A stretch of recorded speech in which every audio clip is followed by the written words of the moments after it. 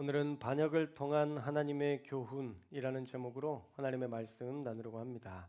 아도니아가 수넴 여자 아비삭을 아내로 맞이하고 다시 한번 반란을 일으켜 보려고 계획했지만 오히려 죽음을 맞이하는 계기가 되고 말았습니다. 하나님 없는 계획은 결국 물거품이 되고 만다는 귀중한 교훈을 우리가 지난주에 살펴봤었죠. 그 여파로 아비아달 제사장과 군대 장관이었던 요압마저 반역죄로 심판을 당하게 됩니다. 먼저 26절에 보시면 제사장 아비아달의 최후가 나오는데요. 왕은 엄중한 처벌을 명령합니다. 자, 우리 26절 말씀을 함께 읽겠습니다. 26절 말씀 시작. 왕이 제사장 아비아달에게 이르되 내 고향 아나돗으로 가라.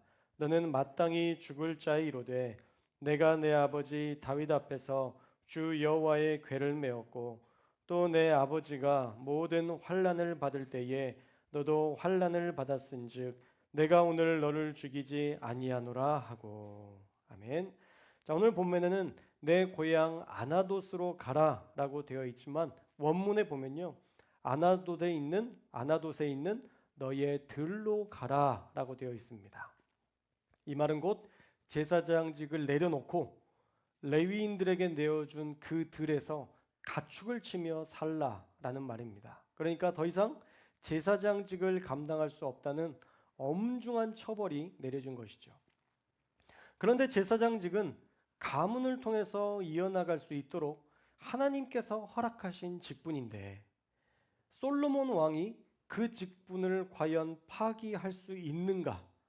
그의 직분에 대한 그런 의문을 가지게 됩니다.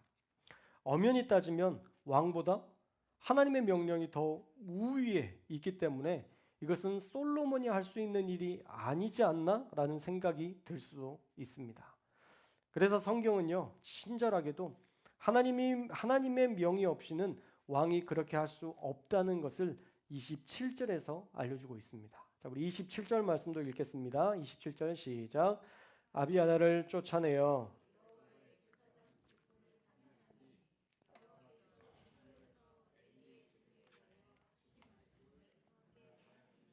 아멘. 자, 제사장 아비아달을 쫓아내는데 그것은 하나님의 말씀에 대한 결과였다라는 것이죠. 엘리 가문에 대한 마지막으로 남았던 제사장이 누구였다고요? 이 아비아달이었던 거예요. 엘리 가문에 대해서는 사무엘을 통해서 그들의 타락한 제사장직 수행 때문에 어린 사무엘을 통해서 그 가문이 몰락하게 될 것이라는 것들을 예언했었습니다. 그리고 그 시기는 모두가 몰락하는 그 시기는 아무도 알 수 없었지만 아비아들이 반역을 꿈꾸고 이 제사장직을 가지고 솔로몬 왕과 동행하는 것이 아니라 기도하면서 하나님의 뜻대로 동행했던 것이 아니라 자기가 살 길을 찾아서 아도니아와 손잡았을 때에 그 반역이 이제 더 이상 그의 모든 제사장직을 감당할 수 없게 되는 마지막 예언의 성취였다라는 것입니다. 그리고 그는 더 이상 제사장직을 감당하지 못하는 큰 상실을 경험하게 되었죠. 자기의 자리를 알지 못하고 그 이상의 죄악된 생각을 꿈꿀 때 하나님은 그 자리를 내려놓게 하십니다.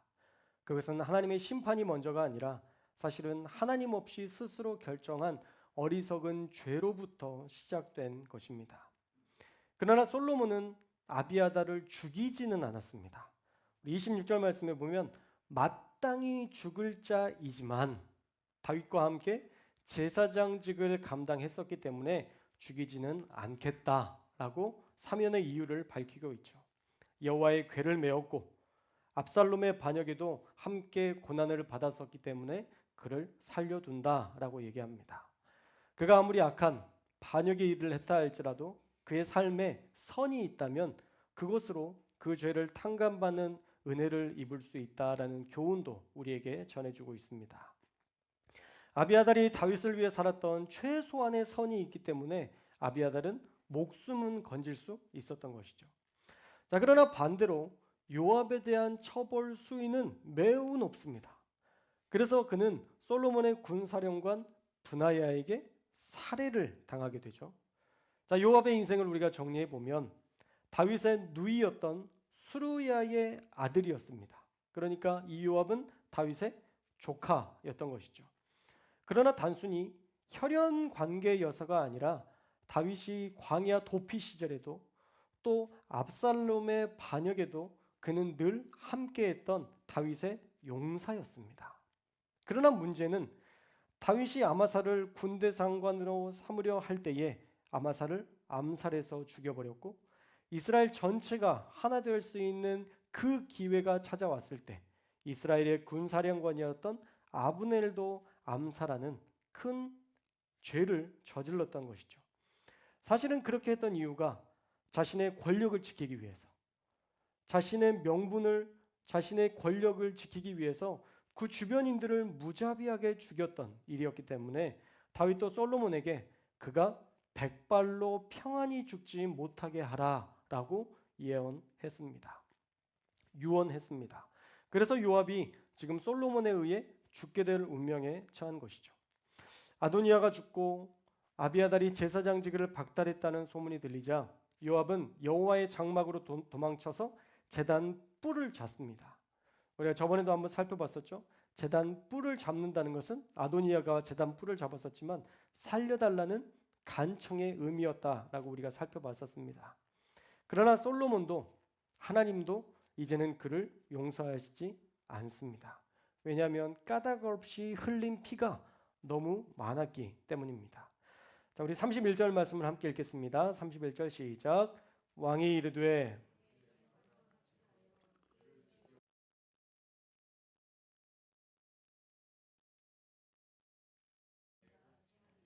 아멘. 자, 까닭 없이 흘린 피, 명분 없이 사람을 죽였던 그 살인은 용서받을 수 없다는 거죠.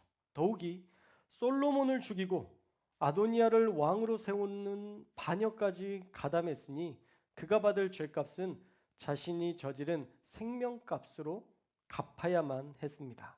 그래서 브나야가 요압을 죽이러 갔을 때 요압은 나는 여호와의 장막에서 한 발짝도 안 나가고 만약 죽이려면 여기서 죽여라 라고 소리쳤습니다. 그리고 그 말을 전달받은 솔로몬은 31절에서 그의 말같이 해서 그를 묻으라 명령합니다. 그가 뿔을 잡고 있어도 그는 용서받지 못했다는 것이죠. 결국 요압은 여호와의 장막에서 죽임을 당하고 그 일을 앞장섰던 브나야를 군사령관으로 사독을 제사장으로 대신하게 합니다. 자, 오늘 말씀에서 우리에게 주시는 교훈은 분명한데요. 첫째로 뿌린 대로 거둔다입니다. 따라해 볼까요? 뿌린 대로 거둔다. 선을 뿌리면 선을 거두고 악을 뿌리면 악을 거둡니다. 아비아달 제사장이 그래도 목숨을 건질 수 있었던 것은 그는 사람의 생명을 무고히 죽이지는 않았기 때문입니다.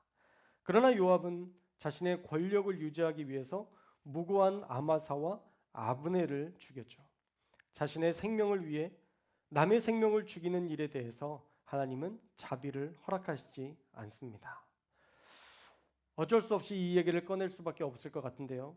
이번 대통령이 내린 계엄과 국회의원을 체포하며 전두환 시절의 악행을 그대로 답습하여 국민을 장악하려 했던 윤석열 대통령의 계엄령은 분명한 그 값을 치러야 할 것입니다.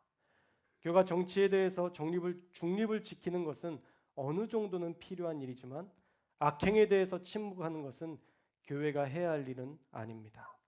일제의 만행에 교회가 앞장서서 그들과 싸웠습니다.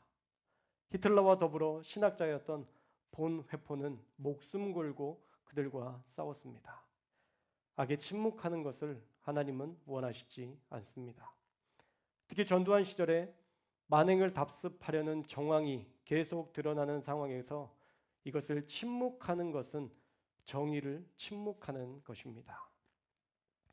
윤석열 대통령이 오죽했으면 그런 일을 했을까라는 그의 개인적인 삶의 입장에서는 이해가 되지만 아무리 그래도 국민을 죽이고 국회를 장악하는 최악의 행동을 하지는 말았어야 했습니다.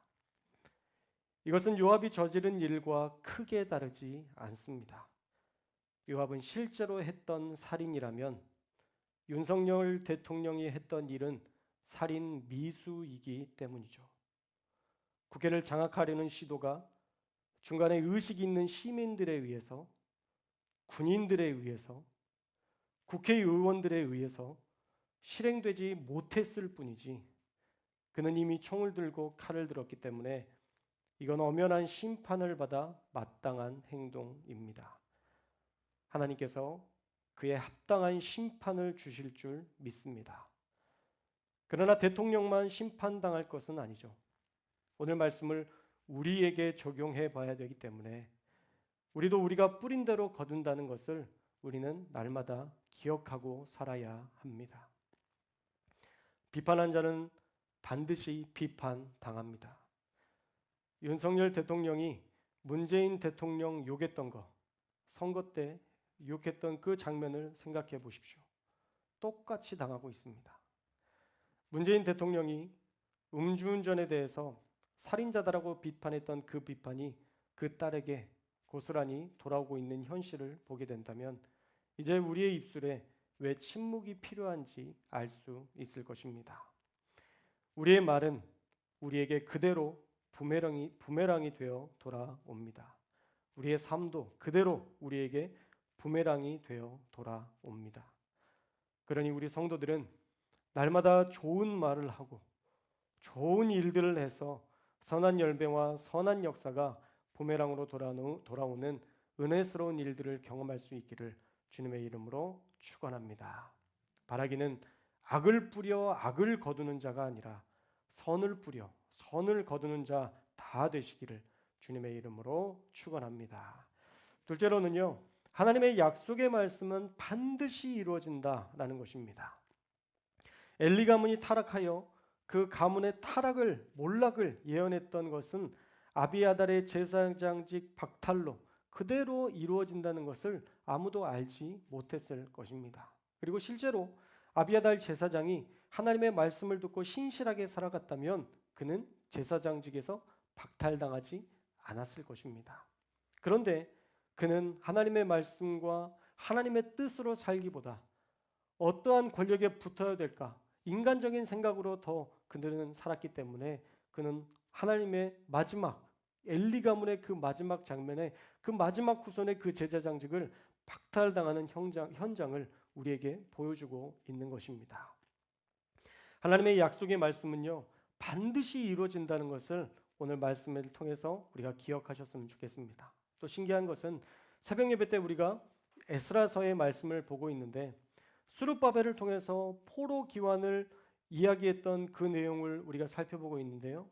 예레미야를 통해서 70년 후에 그 나라를 회복하실 것이라는 약속이 정확히 70년 뒤에 페르시아 왕 고레스에 의해서 그대로 성취되는 장면을 우리가 말씀을 통해서 살펴보고 있습니다. 이처럼 하나님의 말씀은 반드시 그대로 성취됩니다. 그런데 문제는 그 하나님의 말씀을 우리가 붙들고 사느냐라는 것이죠. 요압이 만약 하나님께서 주신 말씀이 있고 그 말씀이 분명했다면 아마나사나 아브넬을 죽이는 죄를 범하지 않았을 것이고 솔로몬 시대에도 그 군대 장관직을 유지할 수도 있었을 것입니다. 그러나 요압은 너무 앞만 보고 살았습니다. 제사장 아비아달 역시도 그의 제사장의 자리를 지키려고 그는 기도하지 않았고 그는 하나님의 말씀을 붙들지 않았기에 눈에 보이는 한 수 앞만 보고 달리다가 엘리 제사장 가문의 몰락을 맞이하고 말았던 것입니다. 하나님의 약속의 말씀이 분명했다면 그렇게 몰락의 길로 가지 않았을 텐데 참으로 안타까운 일입니다. 결국 인생은요, 하나님의 약속의 말씀이 없기에 내가 붙들고 살아갈 말씀의 부재로 몰락한다는 것을 우리는 분명히 알 수 있습니다. 그래서 예배를 드리고 말씀을 듣고 그 말씀을 통해서 주시는 은혜를 붙들고 살아야 하는 것입니다. 여러분, 다니엘 기도에 나오는 모든 간증자들은요, 하나같이 하나님이 주신 분명한 말씀을 붙들고 살았습니다. 어떤 사건을 통해서 주셨던 말씀, 어떤 말씀을 통해서 깨닫게 하신 그 말씀 붙들고 하나님과 동행했더니 하나님께서 그의 인생을 역전시켜 주시는 귀한 믿음의 현장을 우리는 다니엘 기도회를 통해서 경험했습니다. 말씀 안에서 꿈꾸기 시작했고 그 꿈이 은혜와 능력으로 현실이 되는 그런 기적을 경험하게 하셨던 것이죠. 우리도 마찬가지입니다. 하나님의 말씀이 감동이 되고 그 감동된 말씀이 우리의 인생을 지배할 때 우리는 비로소 하나님의 역사 속에서 크로노스의 시간이 아닌 카이로스의 시간을 살 수 있는 것입니다. 크로노스의 시간은 그저 흘러가는 시간입니다. 째깍째깍 흘러가는 모든 시간은 그냥 크로노스라고 부릅니다. 그냥 흘러가는 시간이죠. 그런데 하나님께서 개입하시고 하나님께서 함께 하신 시간은 카이로스의 시간입니다. 여러분의 인생 가운데 크로노스의 시간이 많습니까? 아니면 카이로스의 시간이 많습니까?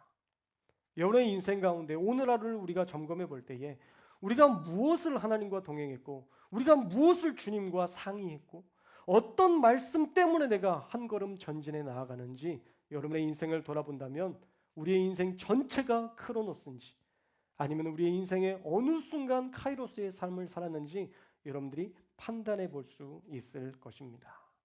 우리가 크로노스의 시간을 살아가면 결국은 아비아달과 요압처럼 살게 될 것입니다.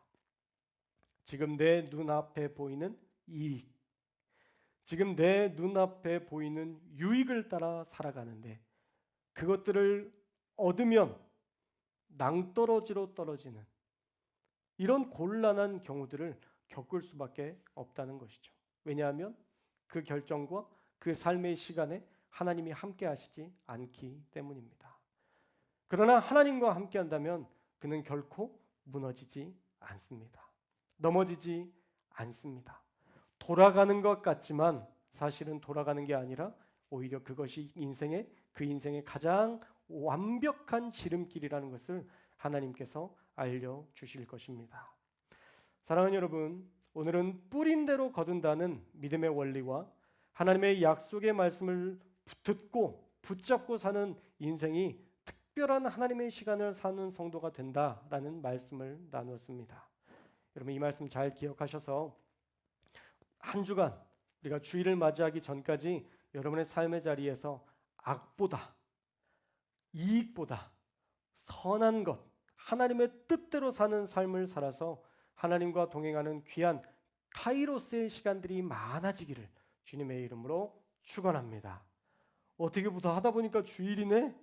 이러면 돼요? 안 돼요? 안 됩니다. 우리의 삶의 자리에서 오늘도 이렇게 열심히 살고 주님 제가 이렇게 살았습니다. 오늘 새벽 말씀을 제가 이렇게 이뤘습니다. 잠들기 전에 하나님 제가 이렇게 살았어요. 우리가 이렇게 하나님과 동행하면서 살아야지 돌아보면 주일이고 돌아보면 주일이고 내가 뭔 말씀을 지난주에 무슨 말씀을 들었지 긴가 민가 이렇게 살면 안 됩니다. 오늘 주신 말씀 잘 기억하셔서 뿌린 대로 거둔다. 그리고 하나님의 시간을 살자. 할렐루야. 이 두 가지 여러분 잘 기억하셔서 한 주간 하나님과 온전히 동행하는 카이로스의 시간으로 살아가는 저와 여러분들 되시기를 주님의 이름으로 축원합니다. 기도하겠습니다.